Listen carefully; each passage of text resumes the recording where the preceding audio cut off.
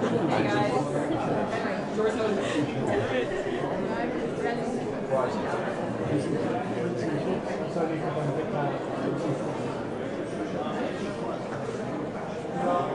we go.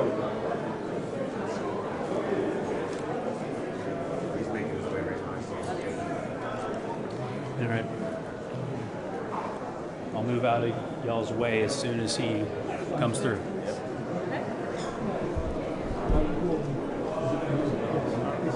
He's coming.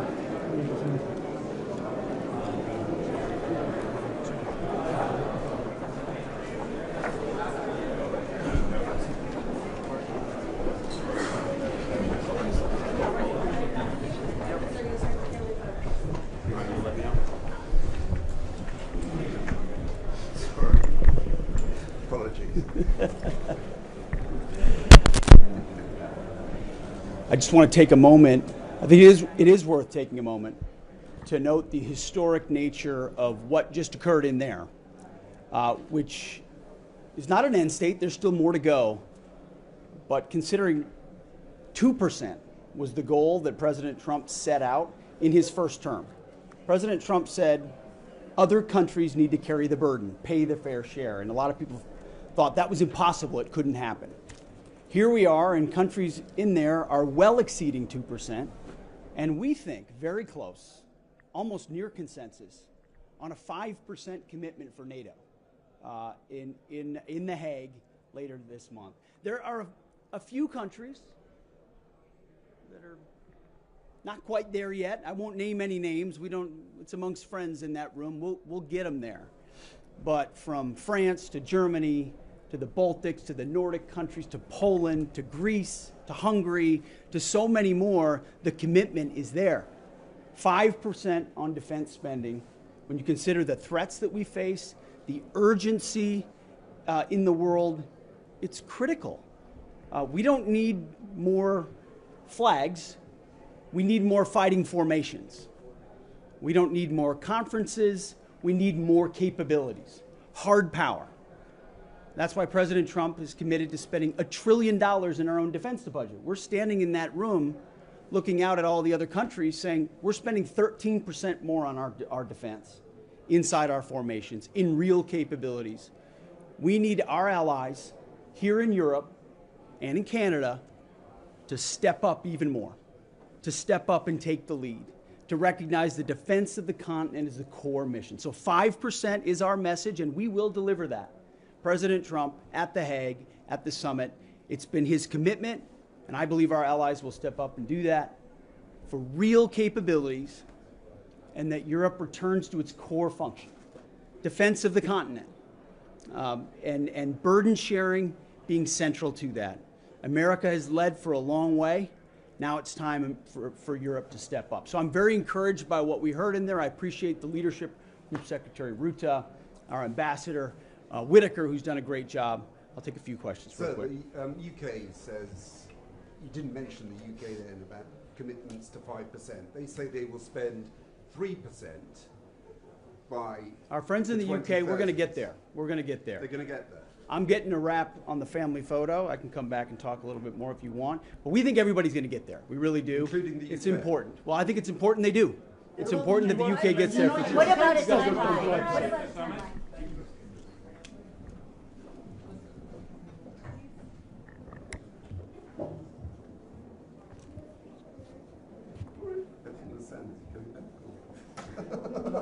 No.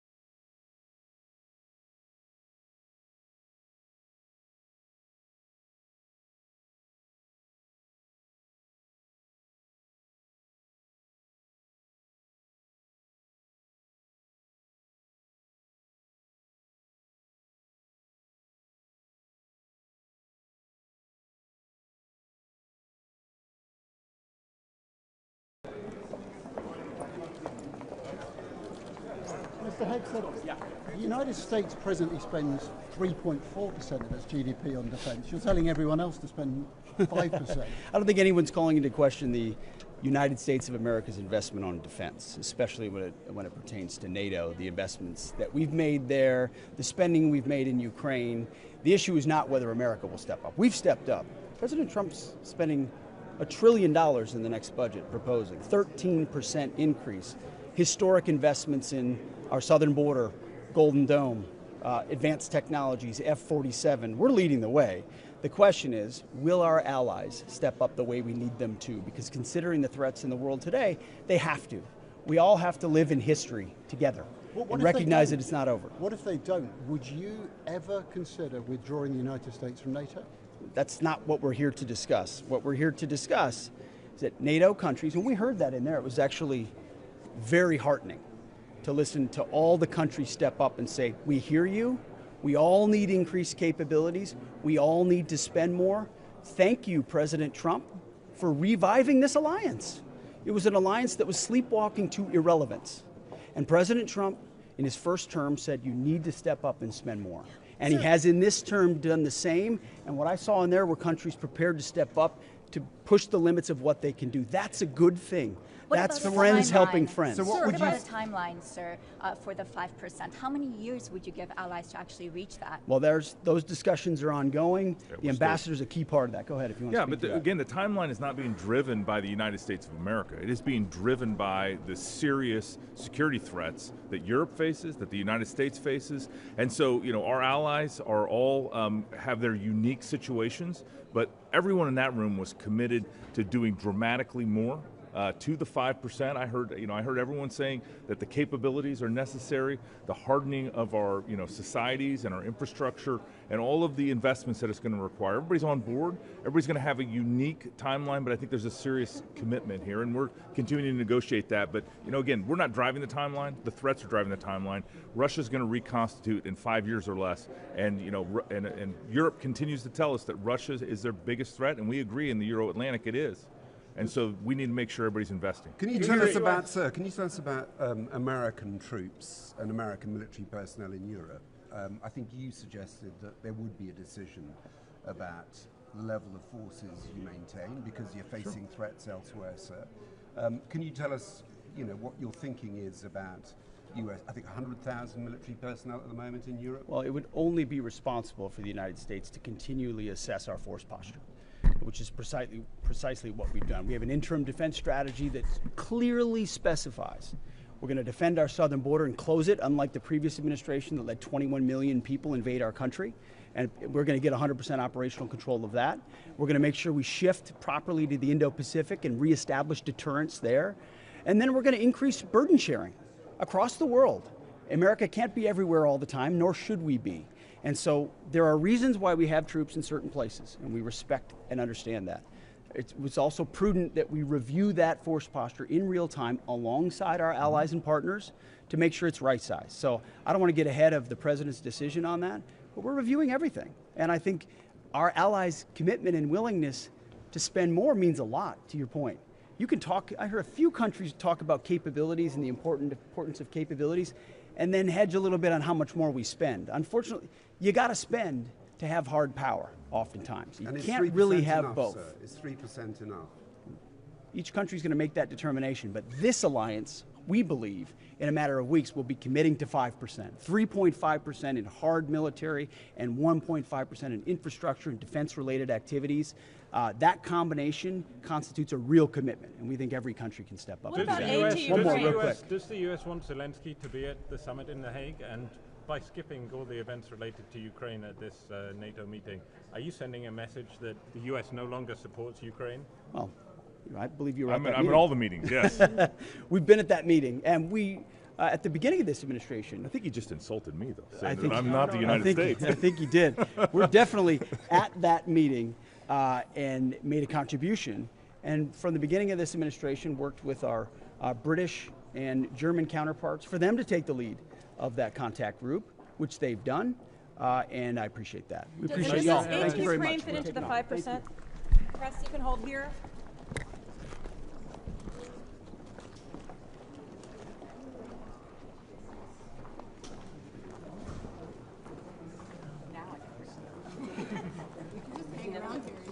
What? Is he coming back? I was just looking. He told me he'd been back 3 more times. Kidding. Well, my best is